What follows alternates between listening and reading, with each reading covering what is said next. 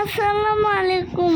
আজকে আমার আম্মু ছাদ থেকে মিষ্টি কুমড়া ডাটা আনলো। এলোমেলো পিল রান্না করবে।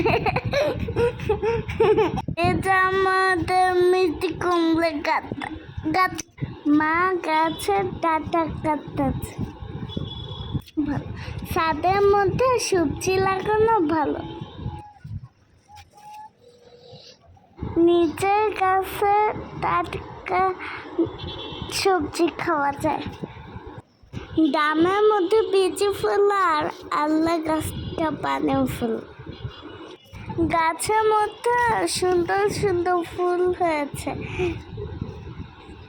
এই ফুল থেকে মিষ্টি কুমড়া হবে। তারপর আমরা মিষ্টি কুমড়াটাও খাবো। মাশাআল্লাহ, আমাদের গাছটা সুন্দর।